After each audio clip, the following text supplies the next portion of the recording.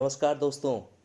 आज हम class ninth NCERT का chapter first what is democracy and Y democracy को पढ़ेंगे।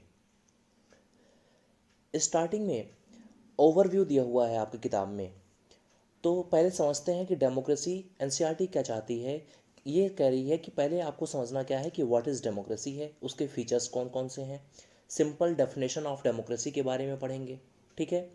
फिर कि bare minimum feature of democratic form of government कौन कौन सी हो सकती है, और डेमोक्रेटिक और नॉन डेमोक्रेटिक में क्या डिफरेंस होगा, ठीक है। फिर समझेंगे कि ब्रॉडर आइडिया ऑफ डेमोक्रेसी क्या होता है, डेमोक्रेसी की फिलॉसफी क्या होती है, ठीक है। यही ना कि सिटीजन का बेटरमेंट हो सके, सिटीजन्स को बहुत ज़्यादा राइट दे सके, वही तो डेमोक्रेटिक कंट्री होगी, ठीक है।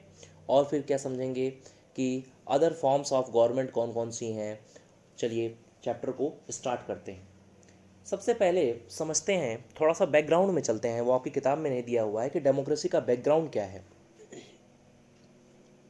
डेमोक्रेसी का बैकग्राउंड देखेंगे, सबसे पहले एथेंस में स्टार्ट हुआ डेमोक्रेसी, और वहाँ पे हर चार में से एक जो सिटीजन था वो एलिजिबल था वोट के लिए। वो लोग, डेमोक्रेसी वहाँ पे कैसी थी, डेमोक्रेसी दो टाइप की होती है, एक डायरेक्ट डेमोक्रेसी और एक इनडायरेक्ट डेमोक्रेसी। तो जो एथेंस में हो रहा था वो डायरेक्ट डेमोक्रेसी का एग्जाम्पल था। डायरेक्ट डेमोक्रेसी में क्या होगा कि सिटीजन डायरेक्ट पार्टिसिपेट करेंगे, हमारे रिप्रेजेंटेटिव कोई नहीं होगा। रिप्रेजेंटेटिव मीन्स जैसे हम अभी हमारे एमपी और एमएलए को इलेक्ट करते हैं ना, वो हमारे बिहाफ पे जाके डिसीजंस लेते हैं, ठीक है। तो वो क्या है, वो इनडायरेक्ट डेमोक्रेसी का एग्जाम्पल होता है हमारे यहाँ। इनडायरेक्ट डेमोक्रेसी में हम इलेक्ट करते हैं एमपी और एमएलए, और सपोज करिए कि इंडिया जैसे देश में जहाँ पे 130 करोड़ जनता है, वो जाके पार्लियामेंट में बैठ सकती है, नहीं बैठ सकती ना। तो इसीलिए क्या किया गया है कि कॉन्स्टिट्यूएंसी बनाई गई हैं, और हमारे बिहाफ पे हमारे जो रिप्रेजेंटेटिव होते हैं वो डिसीजन लेते हैं, ठीक है। तो हम बात कर रहे थे एथेंस के बारे में, डायरेक्ट डेमोक्रेसी के बारे में। तो वहाँ हर चार में से एक सिटीजन जो था वो एलिजिबल था।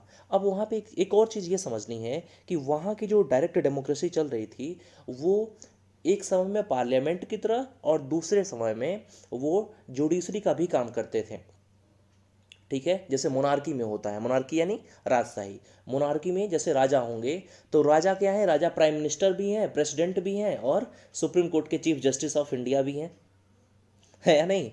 तो सारी मतलब क्या है कि कंसंट्रेशन ऑफ पावर है, सेंट्रलाइजेशन ऑफ पावर है उनके अंदर, है ना। सत्ता का क्या है, केंद्रीकरण है।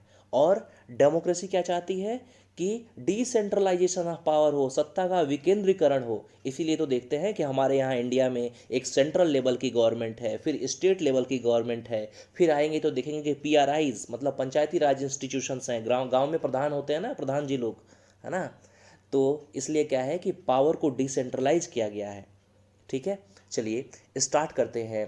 पहला, what is democracy and why democracy. देखिए कह रहा है, you have already read about different form of government on the basis of your understanding of democracy so far. Mentioning a few examples, write down some common features of democratic government and non-democratic government, ठीक है। देखिए कह रहा है, before we why define democracy, democracy को define क्यों करेंगे।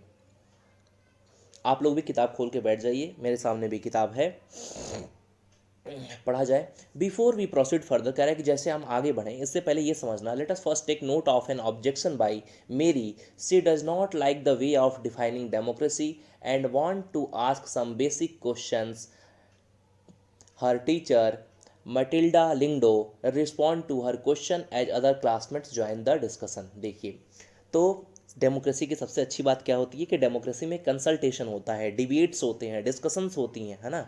तो देखिए एक क्लासरूम में जो मेरी है अपने मैडम से, लिंगडो से पूछती है, ठीक है। देखिए कहती है मेरी, ma'am I don't like this idea, first we spend time discussing democracy and then we want to find out the meaning of democracy. I mean, logically, shouldn't we have approached it other way around? Shouldn't the meaning have come first and then the examples? ठीक है।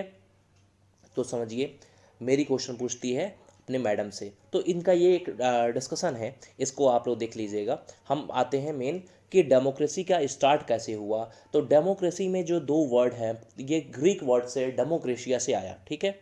तो पहला देखेंगे कि in Greek में demos का means क्या होता है, पीपल, और क्रेसिया का मीन्स क्या होता है, रूल। तो सो डेमोक्रेसी मीन्स क्या होता है, रूल बाय द पीपल। ठीक है, रूल बाय द पीपल मतलब कि जनता का राज होगा वहाँ पे। अब वो जनता का राज है या नहीं है, ये आपको डिसाइड करना है ना। फिर देखिए, और आपने अब्राहम लिंकन का फेमस कोट तो पढ़ा ही होगा। उसमें क्या कहते हैं अब्राहम लिंकन कि bye the people, for the people, of the people, वो कोट पढ़ा है ना कि जनता से, जनता के लिए, जनता द्वारा शासन होगा। ठीक है, तो चलिए आगे बढ़ते हैं। तो इसमें क्या है कि रूल बाय द पीपल होगा। चलिए ये सिंपल डेफिनेशंस में आते हैं। अब यहाँ पे आपको कुछ होमवर्क मैं दूंगा कि आपको पहला होमवर्क क्या है कि 200 वर्ड्स आपको लिखना है किनके बारे में, अब्राहम लिंकन के बारे में। ठीक है, क्योंकि डेमोक्रेसी का जो फेमस कोट है वो उन्होंने ही दिया है। और सेकंड होमवर्क आपको देता हूँ कि आपको 20 कोट्स, कोट्स मतलब कथन, जो फेमस पर्सनालिटी ने कुछ कोट्स कहा है डेमोक्रेसी के ऊपर, वो 20 कोट्स जो हैं वो आपको अपनी फेयर कॉपी में नोट करना है। ठीक है, latest Let's us get back to our discussion on similarities and differences among government that are called democracy. देखिए, one simple factor common to all democracy is the government is chosen by the people. तो ये इसको underline कर लीजिएगा आप। और क्या कह रहा है कि सरकार जो होती है वो जनता द्वारा चुनी जाती है।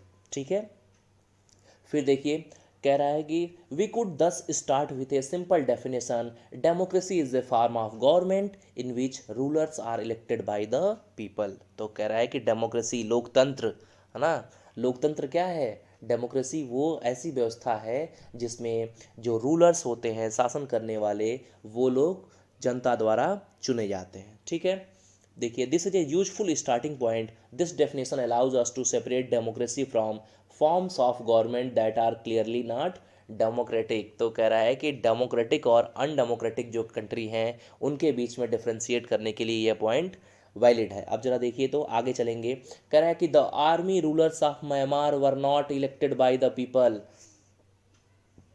आर्मी में रूलर्स जो है म्यांमार के, क्या कह रहा है कि वो जनता द्वारा नहीं चुने जाते हैं। और अभी अगर जो आप न्यूज़ पढ़ रहे होंगे तो देख रहे होंगे कि आंग सांग सूकी है ना, उनको क्या किया है मिलिट्री ने, जो मतलब डेमोक्रेटिक इलेक्टेड गवर्नमेंट थी उस गवर्नमेंट को हटा के कू हो गया है म्यांमार में। कू, COUP, कू, कू यानी तख्ता पलट, जो पाकिस्तान में एक समय में खूब होता था, है ना। तो आज भी देखेंगे कुछ अफ्रीकन नेशंस हैं, अफ्रीकन नेशंस में मतलब मैं साउथ अफ्रीका कॉन्टिनेंट की बात कर रहा हूँ, कंट्री की नहीं। साउथ अफ्रीका कॉन्टिनेंट में भी बहुत सारी कंट्री ऐसी हैं जहाँ पे अभी एक हाल ही में एक कंट्री है बुर्किना फासो, वहाँ पे देखिए देखा होगा आप लोगों ने। तो वहाँ पे जो मिलिट्री ने क्या किया है, जो इलेक्टेड गवर्नमेंट थी उसको हटा के और वो खुद सत्ता में आ गए हैं। ठीक है, तो ये चीज़ याद रखिएगा। तो कह रहा है कि जो म्यांमार में आर्मी है वो जनता द्वारा नहीं चुनी जाती है। पीपुल हैड नो से इन दिस डिसीजन, और लोगों का कोई से भी नहीं होता, जनता कुछ कर नहीं सकती। ठीक है, डिक्टेटर्स, अब एक वर्ड आता है डिक्टेटर। डिक्टेटर कौन होते हैं, तानाशाह। तानाशाह कौन होते हैं, तानाशाह वो लोग होंगे जो अपने सिटीजन्स को राइट नहीं देंगे। वन मैन आर्मी कहते हैं ना, वन मैन आर्मी। तो वैसे ही एक ही व्यक्ति क्या होगा, ऑल इन ऑल होगा, सर्वे सर्वा वही होगा, है ना। ठीक है, तो देखिए डिक्टेटर्स लाइक, जैसे क्या हुए डिक्टेटर, बहुत सारे डिक्टेटर हुए, और एक तो फेमस है जिसको सभी लोग जानते हैं, हिटलर, है ना। तो देखिए डिक्टेटर लाइक पिनोचेत, ये चाइल्ड कंट्री जिसको आप लोग चिली कहते हैं, चाइल्ड कंट्री, चाइल्ड कंट्री कहाँ पे है, ये है साउथ अमेरिका कॉन्टिनेंट में, है ना। और किस साइड में, तो आप देखेंगे कि वेस्ट साइड में जो है ये कंट्री बिल्कुल चिली, मतलब मिर्च की तरह एकदम पतली सी देखेंगे, एकदम कोस्टल एरियाज़ में ये कंट्री आपको मिलेगी। तो देखिए, तो यहाँ के डिक्टेटर जो हैं वो कह रहा है कि are not elected by the people, ये भी जनता द्वारा इलेक्ट नहीं होते हैं। ठीक है, फिर देखिए this also applies to monarchies, और कह रहा है कि यही सेम चीज़ मोनार्की में भी, राजशाही में भी तो अप्लाई होती है। राजा का बेटा, सुपर 30 मूवी याद है आप लोग को, ऋतिक रोशन वाली, जिसमें ऋतिक रोशन क्या कहते हैं कि राजा का बेटा राजा अब नहीं बनेगा। ठीक है, तो देखिए मोनार्कीज में, देखिए मोनार्की क्या है कि मोनार्की में भी यही चीज़ अप्लाई होती है। The king of Saudi Arabia rule not because people have chosen them to do so, but because they happen to be born into the royal family. तो अब सऊदी अरेबिया के जो ये कह रहे हैं कि रूलर हैं, है ना, ये लोग भी शेख लोग, जो शेख लोग हैं ये लोग कैसे रूल करते हैं, कह रहा है कि इसलिए नहीं कि वहाँ की जनता उन्हें चूज करती है, बल्कि इसलिए रूल कर पाते हैं क्योंकि वो रॉयल फैमिली से आते हैं। ठीक है, राजशाही फैमिली जो है, तो राजा के परिवार से है, रॉयल फैमिली से हैं, इसलिए वो लोग क्या कर पा रहे हैं, फिर से वो किंग बन पा रहे हैं, है ना। और सऊदी अरेबिया में और इन सब कंट्री में क्या है, ऑयल कंट्री कहते हैं ना इन्हें, गल्फ ऑफ वॉर। एक होमवर्क और है, आपको नोट करना है कि गल्फ ऑफ वॉर क्या हुआ था, इसका बैकग्राउंड क्या है। ठीक है, चलिए आगे बढ़ते हैं। देखिए, this simple definition is not adequate, it reminds us that democracy is people's rule. अब क्या कह रहा है कि डेमोक्रेसी जो होता है वो क्या होता है, डेमोक्रेसी कह रहा है कि जनता का रूल होता है, पीपुल्स रूल होता है। But we if use the definition in a unthinking manner we would end up calling almost every government that hold an election a democracy. तो अब ये क्वेश्चन पूछ रही है एनसीईआरटी कि क्या जहाँ पे इलेक्शन होता है, जहाँ पे भी इलेक्शन हो रहा होगा, तो क्या वो डेमोक्रेटिक कंट्री कहलाएगी? नहीं, ये ज़रूरी नहीं है कि जहाँ इलेक्शन हो रहा हो वो डेमोक्रेटिक कंट्री हो। ये भी तो हो सकता है कि वहाँ पे हमारे यहाँ जैसे फ्री एंड फेयर मैनर में वहाँ इलेक्शन कमीशन ही अच्छे से काम ना कर रहा हो। भाई हमारे यहाँ इंडिया में देखेंगे कि सेंट्रल लेवल पे क्या है, आप देखेंगे एमपी एमएलए प्रेसिडेंट का, वाइस प्रेसिडेंट का इलेक्शन कौन कंडक्ट कराता है, इलेक्शन कमीशन ऑफ इंडिया। और वैसे ही स्टेट में क्या है, state election commission. State election commission का काम क्या होता है, थर्ड टायर ऑफ गवर्नमेंट जो पंचायती राज इंस्टीट्यूशन है उसका इलेक्शन करवाना, मतलब प्रधानी वगैरह का इलेक्शन जो होगा तो कौन कराएगा, स्टेट इलेक्शन कमीशन कराएगा। और जो बड़े बड़े इलेक्शन होते हैं जैसे एमपी एमएलए प्रेसिडेंट साहब का हो गया, वाइस प्रेसिडेंट साहब का हो गया, तो ये इलेक्शन कौन कराएगा, ये इलेक्शन कराएगा इलेक्शन कमीशन ऑफ इंडिया। तो उसमें अभी देखेंगे कि एक जो है election commissioner, head election commissioner होते हैं, उनको दो लोग असिस्ट करते हैं, टोटल 3 लोग होते हैं। और पहले एक समय में 1 लोग हुआ करते थे, फिर 2 लोग, तो है ना। और एक फेमस पर्सनालिटी है टीएन सेसान, उनको भी याद रखना है इससे। और होमवर्क नंबर आपका नेक्स्ट जो भी हो वो ये याद कर लीजिएगा कि टीएन सेसान कौन थे, इनके बारे में थोड़ी सी रिसर्च कर लीजिएगा। चलिए आगे बढ़ें फिर सब्जेक्ट पे। तो देखिए क्या कह रहा है कि every government in contemporary world, that would be very misleading as we shall find out in chapter 3. Every government in contemporary world wants to be called a democracy. देखिए, तो सारी गवर्नमेंट जो है वो चाहती है क्या, कि हमें डेमोक्रेसी बुलाया जाए, हमें क्या कहा जाए, डेमोक्रेसी कहा जाए। और डेमोक्रेसी कहने में फ़ायदा क्या है कि एक मैसेज जाएगा पूरी वर्ल्ड कम्युनिटी को कि हाँ ये सिटीजन राइट्स को क्या कर रहे हैं, तवज्जो दे रहे हैं। ठीक है, और डेमोक्रेसी की बात जहाँ होती है वहाँ सबसे पहले कौन आते हैं, सैम अंकल। सैम अंकल किसको कहते हैं, अमेरिका को, है ना। तो सैम अंकल जो हैं वो सबसे पहले पहुँच आते हैं, कहते हैं कि नहीं नहीं यहाँ पे डेमोक्रेसी का वायलेशन हुआ है। तो इराक, ईरान, अफ़गानिस्तान, है ना, तो डिफरेंट कंट्री में जहाँ पे भी देखेंगे कि डेमोक्रेसी का कहीं वायलेशन हो रहा होगा तो सबसे पहले वही पहुँचते हैं। ठीक है अब देखिए फिर कह रहा है कि that is why we need to careful distinguish between a government that is democracy and one that pretends to be one. तो हमें ये होशियारी बरतनी होगी, है ना, कि कौन सी डेमोक्रेसी है और कौन प्रिटेंड कर रही है, डेमोक्रेसी होने का दिखावा कर रही है। उन दोनों गवर्नमेंट में हमें क्लियर कट डिमार्केशन करना होगा। फिर देखिए we can do so understanding each word in this definition carefully and spelling out the feature of a democratic government. तो आप देखिए कि आगे हमें क्या जानना है कि डेमोक्रेसी, नीचे देख रहे होंगे एक कार्टून बना हुआ है आपकी किताब में, तो वहाँ जो है उसमें डेमोक्रेसी में देखिएगा एम जो है वो कैपिटल में है, वो स्टैंड्स फॉर किस चीज़ के लिए, एम स्टैंड्स फॉर मिलिट्री। देखिए मिलिट्री वो जो है डेमोक्रेसी का झंडा जो है ऊपर उठा रही है। ठीक है, आगे देखिए तो नेक्स्ट पढ़ते हैं कि फीचर्स ऑफ डेमोक्रेसी क्या होता है, कौन कौन सी फीचर्स है डेमोक्रेसी के। 1.2 हेडिंग है, देखिए we have started with a simple definition that democracy is a form of government in which rulers are elected by the people. This raises many question, अब कह रही है एनसीईआरटी कि इससे कई सारे क्वेश्चंस निकल के आते हैं।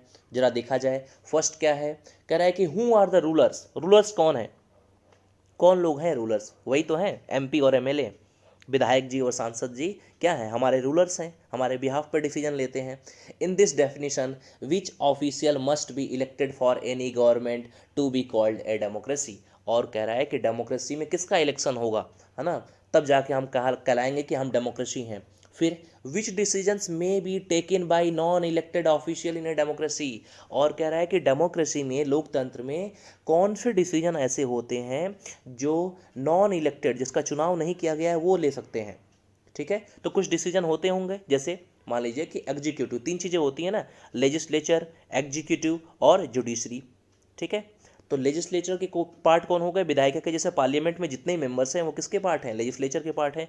एग्जीक्यूटिव में कौन आ गए, एग्जीक्यूटिव में भी दो टाइप होता है, पहला होता है परमानेंट एग्जीक्यूटिव और दूसरा होता है टेम्पोरेरी एग्जीक्यूटिव।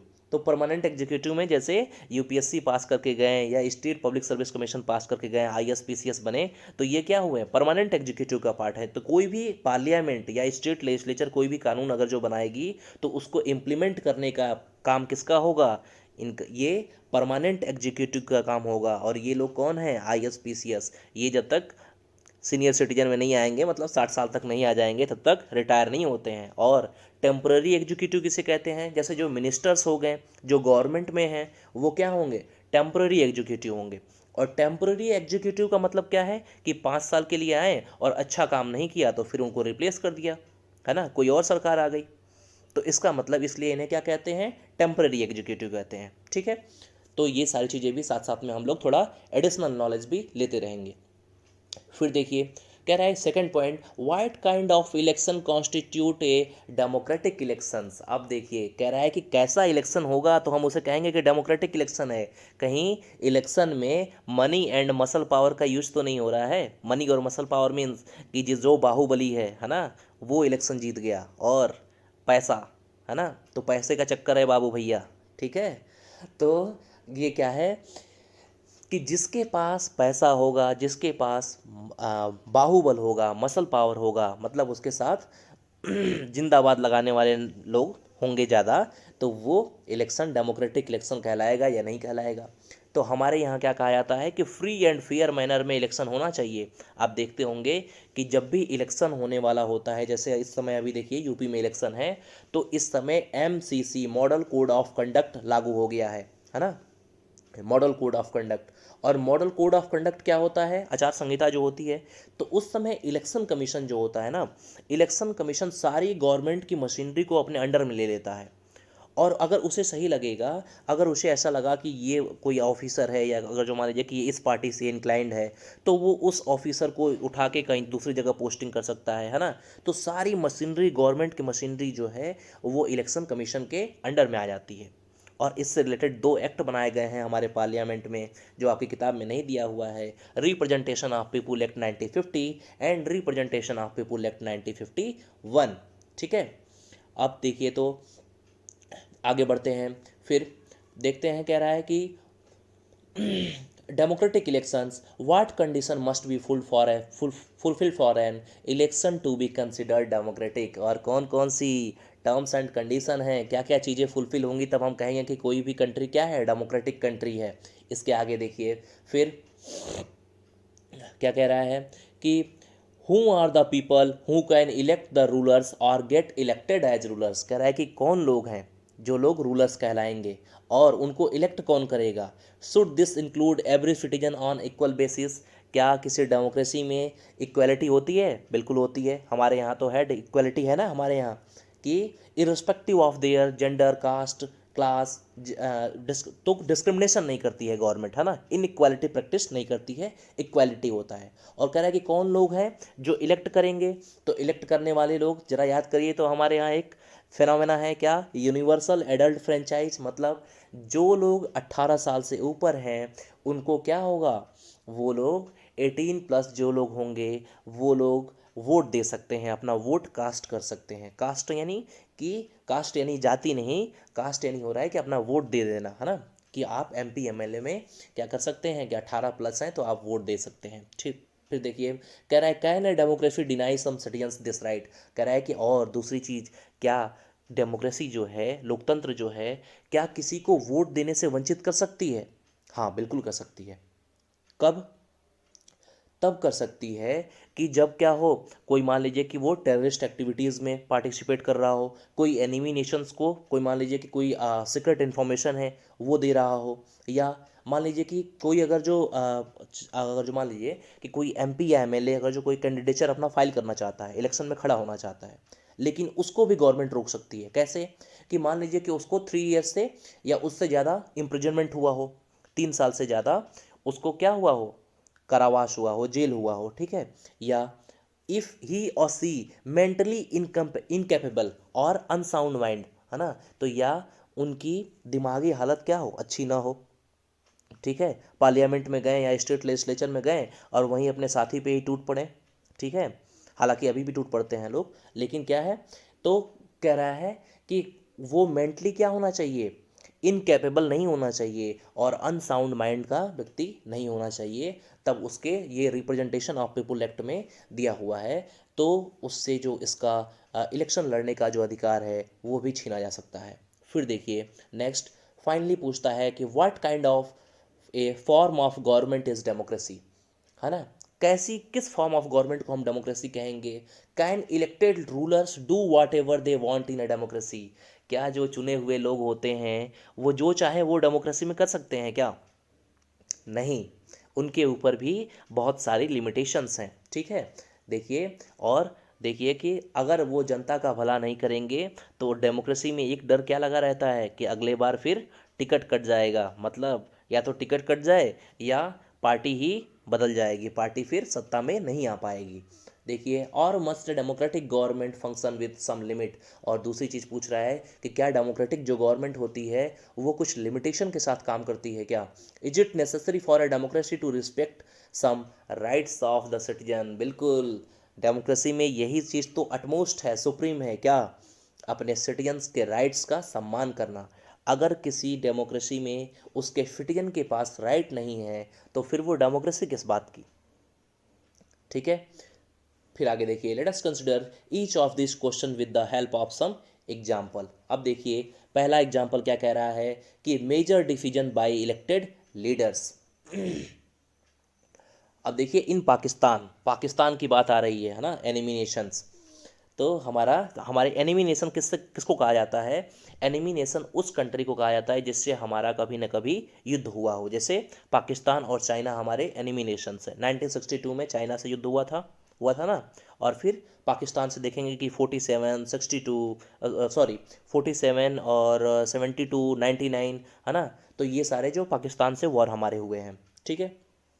फिर देखिए, कह रहा है इन पाकिस्तान जनरल परवेज मुशर्रफ लेड ए मिलिट्री कू इन अक्टूबर 1999, और यही कारगिल वार जो है उसी के टाइम की ये घटना देखिए आसपास की है। 1999 में क्या कह रहे हैं इन्होंने, परवेज मुशर्रफ ने क्या किया, मिलिट्री कू किया, है ना, मतलब तख्ता पलट दिया, है ना। मिलिट्री क्या करेगी, मिलिट्री सत्ता को अपने हाथ में ले लेगी।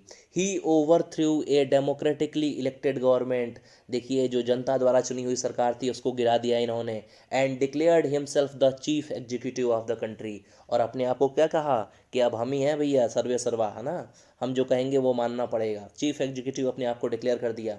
Letter he changed his designation to president, और बाद में, अच्छा एक चीज़ देखिएगा कि जो भी डिक्टेटर्स होते हैं ना वो क्या करेंगे कि सबसे पहले, जैसे हम लोग ट्रेन में जाते हैं, तो ट्रेन में जाते हैं तो सबसे पहले क्या करते हैं, खड़ा होने का देखते हैं कि अगर जो बहुत भीड़ है ना, तो खड़ा होने के लिए जगह बनाते हैं। फिर थोड़ा सा कहते हैं बैठने के लिए मिल जाए, और जब बैठने को जगह मिल जाता है तो फिर धीरे धीरे करके सोने का जगह बना ही लेते हैं, है ना। तो वही चीज़ क्या है कि ये जो डिक्टेटर्स होते हैं पहले आएंगे, फिर क्या करेंगे, धीरे धीरे कुछ कुछ चीज़ें करके और कॉन्स्टिट्यूशन को अमेंड कर देंगे या कुछ ना कुछ ऐसा लूप होल निकालेंगे जिससे वो क्या कर सकें, लॉन्ग रन तक जो है बहुत बड़े ज़्यादा देर तक वो सत्ता में रह सकें और कंट्री पे रूल कर सकें। तो देखिए, Later he changed his designation to president and in 2002 held a referendum. अब देखिए 2002 में पाकिस्तान में एक रेफरेंडम होता है in the country that granted him a 5 year extension. अब जरा एक वर्ड रेफरेंडम का मतलब समझिएगा. रेफरेंडम का मतलब क्या होता है? रेफरेंडम का मतलब होता है कि जनता द्वारा पूछा जाएगा, जनता से पूछा जाएगा कि हाँ आपको ये लीडर पसंद है या नहीं है. और ये एक चीज़ देखिएगा, ध्यान दीजिएगा कि ये सिर्फ दिखाने के लिए रेफरेंडम हुआ था. एक्चुअल में इसमें बहुत सारी माल प्रैक्टिसेस और फ्रॉडलेंट एक्टिविटीज़ जो है वो प्रैक्टिस की गई थी. ठीक है, आगे देखिए. Pakistani media, human right organisation and democracy activist said that referendum was based on malpractices and fraud. देखिए तो कि पाकिस्तान की मीडिया जो है, ह्यूमन राइट ऑर्गेनाइजेशन जो है ना, तो ये सारे लोग और डेमोक्रेसी के जो एक्टिविस्ट थे उस समय, उन्होंने कहा कि रेफरेंडम भैया बस ये दिखाने के लिए हुआ था. एक्चुअल में रेफरेंडम जब ये सिटीजन जो हैं जो फॉर्म को फिल कर रहे थे, तो उस समय कोई एक बंदूक लेके सामने उसके खड़ा होगा, क्योंकि मिलिट्री का शासन चल रहा था ना, है ना. तो क्या कह रहा है कि ये किस चीज़ के ऊपर बेस्ड था? माल प्रैक्टिसेस और फ्रॉड के ऊपर बेस्ड था. ठीक है, अब देखिए जरा तो. In August 2002 he issued a legal framework order that amended the constitution of Pakistan. अभी कहा ना मैंने कि कब ये देखते रहेंगे कि लूप होल कहाँ पे है, और फिर संविधान में संशोधन करके और अपना जो टेन्योर है उसको और आगे तक बढ़ा लेंगे. ठीक है, फिर देखिए अभी देखे होंगे आप कि चाइना में भी जो सी जिनपिंग है उनका भी टेन्योर आगे तक बढ़ गया है. फिर व्लादिमीर पुतिन, वो भी शायद 2035 तक या उसके आसपास, एक बार चेक कर लीजिएगा कि वहाँ तक वो क्या रहेंगे, प्रेसिडेंट बने रहेंगे. ठीक है, तो ये चीज़ें सब चलती रहती हैं. फिर देखिए तो कह रहा है कि कॉन्स्टिट्यूशन ऑफ पाकिस्तान को उन्होंने अमेंड कर लिया. आगे देखिए. The Pakistan can dismiss the, according to this order, the president can dismiss the national and provincial assembly. अब देखिए इतनी पावर आ गई, कंसंट्रेशन ऑफ पावर, एक व्यक्ति के पास बहुत ज़्यादा शक्ति. डेमोक्रेसी क्या कहती है कि किसी एक व्यक्ति के पास बहुत ज़्यादा पावर ना हो, है ना, नहीं तो वो क्या हो जाएगा, एब्सोल्युटली करप्ट हो जाएगा. तो आप देखिए क्या इस जो इन्होंने कॉन्स्टिट्यूशन को अमेंड किया, अब इसमें क्या डाल दिया कि प्रेसिडेंट के पास इतनी पावर है कि वो नेशनल और प्रोविंशियल असेंबली, प्रोविंशियल मतलब कि राज्य की जो राज्य की विधानसभा जो होती है हमारे यहाँ स्टेट लेजिस्लेचर, तो कह रहा है कि राज्य की जो विधानसभा है और जो नेशनल लेवल पे असेंबली है जो लाइक पार्लियामेंट, उसको जब चाहे तब वो डिसमिस कर सकता है. The work of the civilian cabinet is supervised by A national security council which dominated by military officers. और वहाँ पे क्या किया कि अपने फेवरेट लोगों को एक नेशनल सिक्योरिटी काउंसिल थी जो सुपरवाइज करती थी किसको, सिविलियन कैबिनेट को. और वहाँ पे परवेज मुशर्रफ ने क्या किया, मिलिट्री के लोगों को बैठा दिया. कह रहे हैं ना, डोमिनेटेड बाय मिलिट्री ऑफिसर्स.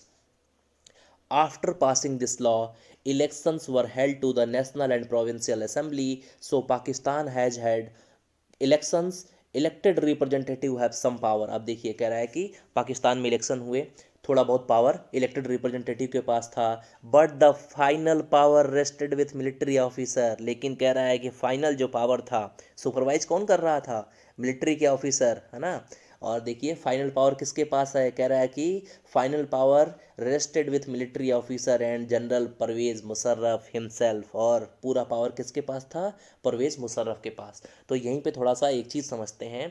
कहते हैं एक कहावत है ना, क्या कहते हैं कि सारे देशों के पास अपनी सेना है ना, विश्व के सब देशों के पास अपनी सेना है, लेकिन पाकिस्तान एक ऐसी कंट्री है ना, पाकिस्तान एक ऐसे, पाकिस्तानी आर्मी के पास अपना खुद का देश है. पाकिस्तान के साथ यूनिक है, फिर से समझिए, हर देश के पास अपनी सेना है, लेकिन पाकिस्तान आर्मी के पास अपना देश है. ठीक है, आगे बढ़ते हैं. Clearly there are many reason why Pakistan under general Musharraf should not be called a democracy. देखिए तो कह रहा है कि हम डेमोक्रेसी क्यों नहीं कह सकते, क्योंकि यहाँ पे सिर्फ दिखाने के लिए रेफरेंडम हुआ है, और जो डेमोक्रेटिक इलेक्टेड गवर्नमेंट थी उसको इन्होंने गिरा के उस सरकार को और खुद सारी सत्ता को अपने हाथ में ले लिया. But let us focus on one of these. Can we say that rulers are elected by the people in Pakistan. क्या हम कह सकते हैं कि जो रूलर्स होते हैं वो किसके द्वारा इलेक्ट होते हैं. कह रहा है कि रूलर्स जो हैं उसको सिटीजन ने इलेक्ट किया है.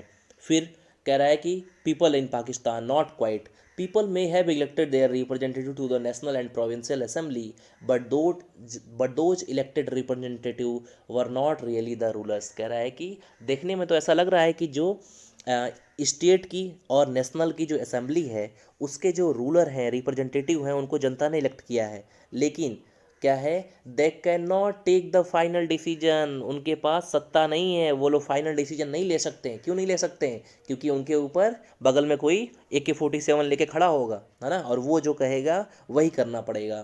फिर कह रहा है the power to take final decision rested with army officials and with general Musharraf, और किसके पास है? जनरल मुशर्रफ के पास और आर्मी ऑफिशियल्स के पास पावर है। ठीक है, फिर देखिए और क्या कह रहा है, and none of them were elected by the people, और जो ये मिलिट्री ऑफिसर हैं वो इलेक्टेड होते हैं? नहीं होते हैं, और ये लोग जनता द्वारा इलेक्टेड नहीं हैं।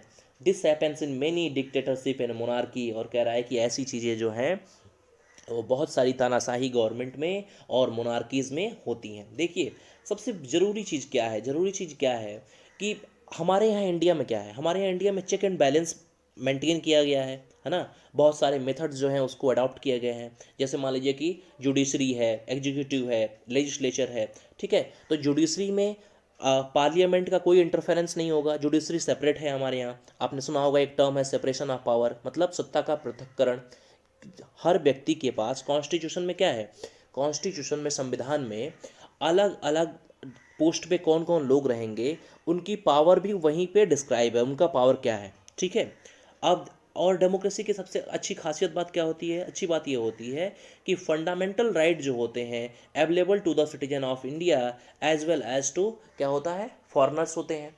तो डेमोक्रेसी में देखिए विदेशियों को भी, है ना, मान लीजिए कि कोई क्रिकेट खेलने के लिए कोई टीम आई, ठीक है, और उसके ऊपर कोई अटैक हो गया, तो भले ही वो इंडिया का सिटीजन नहीं है, लेकिन आपके देश में क्रिकेट खेलने तो आया है ना, तो उसके ऊपर कोई अटैक हो गया तो उसका भी कुछ राइट होना चाहिए। तो फंडामेंटल राइट जो है वो सुप्रीम होता है। फंडामेंटल राइट हमारे यहाँ इंडिया में अपने सिटीजन्स को भी दिया गया है और कुछ जो है वो फॉरेनर्स को भी दिया गया है। ठीक है, ये चीज़ याद रखिएगा।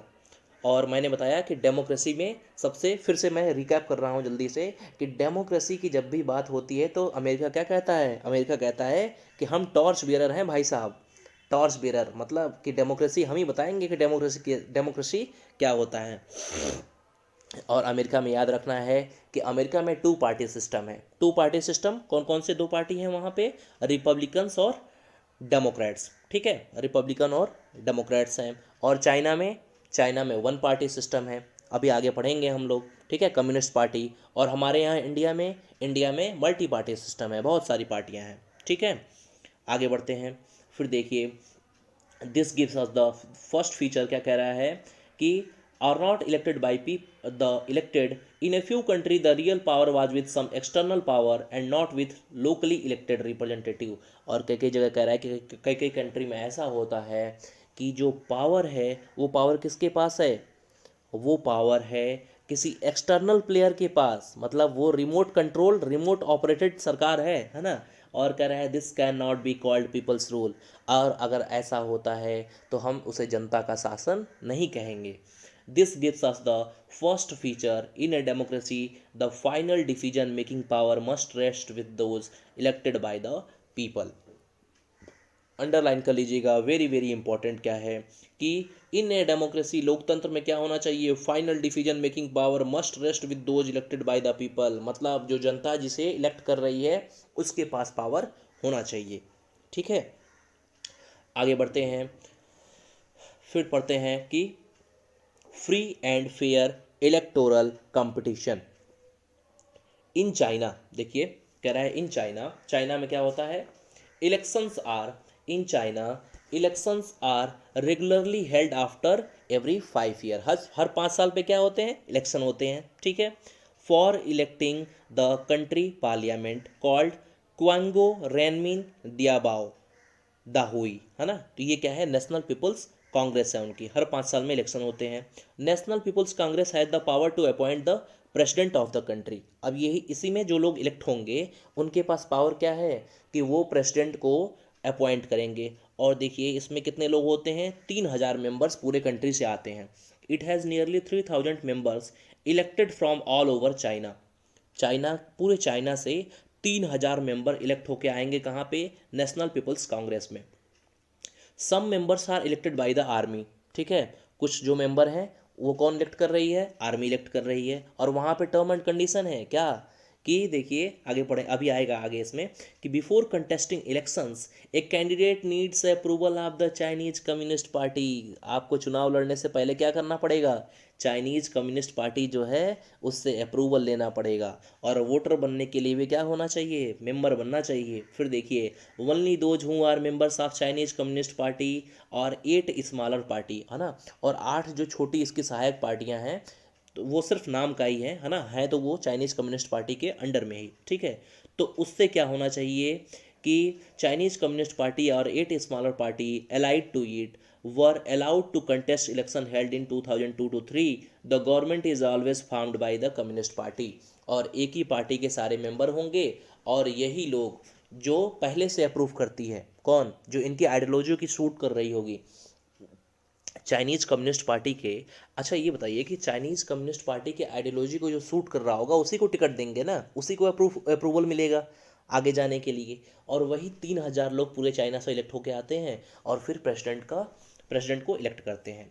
अब देखिए, तो यहाँ पे चाइना की स्टोरी कंप्लीट हो जाती है। नेक्स्ट चलते हैं। Since its independence in 1930 Mexico hold election after every 6 year to elect its president. तो आपका होमवर्क है कि मैक्सिको कंट्री को आज आपने एटलस में देखना है और कि मैक्सिको कंट्री कहाँ पे है। तो कह रहा है 1930 के बाद से, जब से ये इंडिपेंडेंस इसको मिली है, मैक्सिको हर 6 साल पे वहाँ पे प्रेसिडेंट का इलेक्शन होता है। The country has never been under military और डिक्टेटर रूल। और वहाँ पे आज तक कभी भी मिलिट्री का, है ना, आर्मी का शासन या कोई तानाशाह नहीं हुआ है। लेकिन but until 2000 every election was won by the party called PRI। देखिए, तो कह रहा है कि आज तक कभी मिलिट्री का या डिक्टेटर का यहाँ पे राज नहीं हुआ है, लेकिन 2000 तक हर बार एक ही पार्टी जीत रही थी। और उस पार्टी का नाम क्या है, इंस्टीट्यूशनल रिवॉल्यूशनरी पार्टी। उल्टा है यहाँ पे, IRP, है ना, PRI लिखा हुआ है। तो कौन सी party, PRI, institutional revolutionary party जो है वही हमेशा जीत रही थी। Opposition party did contest elections. कह रहा है कि अपोजिशन जो विपक्षी पार्टियां थी वो भी इलेक्शन तो लड़ रही थी लेकिन जीत नहीं पा रही थी। और जब एक ही पार्टी बार बार इलेक्शन जीत रही हो तो इसका मतलब क्या है, कुछ तो गड़बड़ है दया, है ना। तो फिर देखिए, कह रहा है कि but never manage to win, जीत नहीं पा रही थी। The PRI was known to use many dirty tricks to win elections. देखिए कि बहुत सारे ये लोग हथकंडे जानते थे, कहीं ना कहीं कुछ ना कुछ जैक था इनका, लगा देते थे, फिर उसके बाद से क्या हो जाता था, ये इलेक्शन जीत जाते थे। All those who were employed in government offices had to attend its party meeting. देखिए, अब क्या है कि वहाँ पे जितने लोग सरकारी नौकरी में हैं वो लोग को क्या था कि क्लियर कट गाइडलाइन थी कि भैया आपको पार्टी मीटिंग में अटेंड करना है। और क्या था कि अपने फैमिली वालों को बोल के आपको PRI के लिए वोट दिलवाना पड़ेगा, नहीं तो सरकारी नौकरी चली जाएगी भैया, है ना। तो देखिए, कह रहा है कि सबको क्या, government officers had to attend its party meeting. Teacher of government school, सरकारी स्कूल के जो टीचर लोग थे, मास्टर साहब लोग, तो use to force parents to vote for the PRI। तो अपने देखिए, अपने माता पिता, अपनी फैमिली मेम्बर को ये लोग क्या करते थे, फोर्स करते थे कि भैया वोट दे दो, अभी नौकरी हमें चाहिए, है ना। अगर जो नौकरी चली जाएगी अगर जो वोट नहीं दिया आप लोगों ने तो। फिर देखिए, media largely ignore the activities of opposition political party except to criticise them. अब देखिए, मीडिया का भी काम होता है ना, डेमोक्रेसी का फोर्थ पिलर है मीडिया। तो मीडिया का काम क्या होता है कि वो बायस्ड ना रहे, है ना। तो कोई भी स्टोरी चलाए तो वो 2 साइडेड हो, ऐसा नहीं कि सिर्फ एक बायसनेस हो, बायस्ड हो के एक साइड, वन साइड प्रेजेंट कर रही हो। तो देखिए, media largely ignore the activities of opposition political party except to criticise them. तो मीडिया भी क्या कर रही थी, अपोजिशन पार्टी को सिर्फ क्रिटिसाइज कर रही थी कि इनमें ये कमियां हैं, है ना। Sometime the polling booths were shifted from one place to another in the last minute. अब बताइए कि जो पोलिंग बूथ होता है ना, जहाँ हम वोट देने के लिए जाते हैं, तो उसको क्या करते थे, एक जगह से उठा के और 20-30 किलोमीटर 40 किलोमीटर दूर भेज दिया, है ना। तो अब उतना दूर कौन जाएगा, तो फिर खुद ही अपना ये लोग वोट दे रहे होंगे, है ना। कह रहा है कि लास्ट मिनट में उसको एक जगह से दूसरी जगह शिफ्ट कर देते थे, which made it difficult for people to cost their vote. और देखिए लोगों के लिए मुश्किल हो जाती थी वोट देना। The PRI spent a large some of money in the campaign for its candidate. और देखिए ये कितने से 1930 से यही पार्टी में थे, तो इनके पास खूब पैसा था। तो ये कह रहा है कि ये लोग खूब पैसा खर्चा करते थे अपने कैंडिडेट के कैंपेन में, है ना, प्रचार में, चुनाव प्रचार में। फिर देखिए, should we consider the election described above as example of people electing their rulers. क्या हम इसको मान सकते हैं कि ये लोग क्या हैं, ये डेमोक्रेसी है? नहीं, इसको भी नहीं मानेंगे। क्यों? क्योंकि यहाँ पे भी malpractices and fraudulent activities conduct हुई हैं। देखिए, reading these example we get a sense that we can not, है ना, कह रही है कि हम इसे नहीं मान सकते। In China election do not offer the people any serious choice, है ना। अब देखिए चाइना में क्या कह रहा है कि चाइना में सिंगल पार्टी रूल है ना, और वहाँ पे क्या है कि लोगों के पास चॉइस नहीं है, आपको चुनना किसको है, कम्युनिस्ट पार्टी के ही किसी मेंबर को चुनना है, ठीक है। अब देखिए, but in practice they had no choice, there was no way the ruling party could be defeated. अब देखिए, और क्या कह रहा है कि कोई ऐसा तरीका नहीं है कि जो रूलिंग पार्टी है, सत्ताधारी जो दल है, उसको हम हरा सके, डिफीट कर सके। Even if people were against it, these are not fair elections. और लोग क्या कह रहा है कि हालांकि लोग जो है तो इसके विरोध में भी रहते हैं, लेकिन ये फेयर इलेक्शंस नहीं है। We can thus add a second feature to our understanding of democracy. Holding elections of any kind is not sufficient. Underline कर लीजिएगा। कह रहा है कि सिर्फ इलेक्शन कंडक्ट करवाना ये सफिशियंट नहीं होता है। क्यों नहीं होता है? सफिशिएंट इसलिए नहीं होता है कि इलेक्शन, कहते हैं ना कि जो न्याय है सिर्फ न्याय होना ही नहीं चाहिए, न्याय दिखना भी चाहिए। वैसे ही क्या है कि इलेक्शन सिर्फ होना ही नहीं चाहिए, इलेक्शन एक्चुअली में वो फ्री एंड फेयर मैनर में भी होना चाहिए। The election must offer a real choice between political alternative. और क्या कह रहा है कि फेयर चांसेस होने चाहिए रूलिंग पार्टी के हारने के। जैसे हमारे यहाँ है ना कि कोई गवर्नमेंट रूलिंग पार्टी है, वो अलग बात है कि लोग कहते हैं कि EVM हैक करा दिया और ये सब चीज़ें हैं, है ना, लेकिन जब जीत जाते हैं तब नहीं कहते हैं कि EVM हैक हुई है, ठीक है। तो हमारे यहाँ क्या है कि अच्छा खासा चांस रहता है कि जो रूलिंग पार्टी है वो हार जाएगी, ठीक है। तो वैसे ही कह रहा है कि पॉलिटिकल अल्टरनेटिव के लिए वहाँ पे जो ग्राउंड है वो तैयार रहना चाहिए। And it should be possible for people to use this choice to remove the existing rulers, है ना। और ये भी चॉइस रहना चाहिए कि जो करंट में जो रूल कर रहा है वो हार जाए। इफ़ दे विश सो, अगर जो उनको ऐसा लगता है कि उन्होंने काम अच्छा नहीं किया तो उनको वो हटा भी सकते हैं। A democracy must be based on A free and fair elections. मतलब अंडरलाइन करिएगा, वेरी वेरी इंपॉर्टेंट। कह रहा है कि लोकतंत्र जो है वो किसके ऊपर बेस्ड होना चाहिए, फ्री और फेयर मैनर में हो इलेक्शंस, है ना। Whose where those currently in power have a fair chance of losing. अब देखिए जो सत्ता में है उसका ठीक ठाक चांस होना चाहिए कि वो लोग सत्ता से बेदखल भी हो जाए, बाहर भी हो सकते हैं। We shall find out more about a democratic election in chapter 3, ठीक है। इसके बारे में हम कब किस में पढ़ेंगे, चैप्टर 3 में पढ़ेंगे। अब जरा आगे चीज़ देखिए कि कैपिटलिज्म के बारे में मैं बात कर रहा था कि दो चीज़ें आपको मैंने बताई कि एक होती है राइट विंग पार्टी और दूसरी क्या होती है, लेफ्ट विंग पार्टी, है ना। तो कौन सी पार्टी राइट विंग है, जब वैसे ही मीडिया में भी होता है, मीडिया में भी आप देखते होंगे लोग कहते हैं कि ये प्रो मीडिया है ना, और ये क्या है, ये लेफ्टिस्ट है, लेफ्टिस्ट मीडिया है।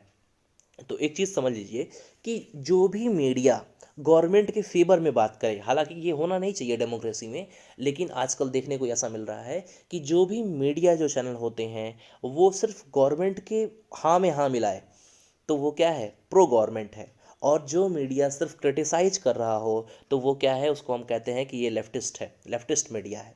अब जरा इस चीज़ को समझिए, होना क्या चाहिए, होना ये चाहिए कि हमें कोई भी मीडिया जो है वो टू साइड स्टोरी दिखाए, दोनों चीज़ दिखाए कि उस किसी भी पॉइंट का प्रो क्या है और कॉन्स क्या है। वैसे ही पार्टी में होता है, कुछ पार्टी होती है राइट विंग पार्टी जो है हमेशा कैपिटलिज्म को सपोर्ट करेगी।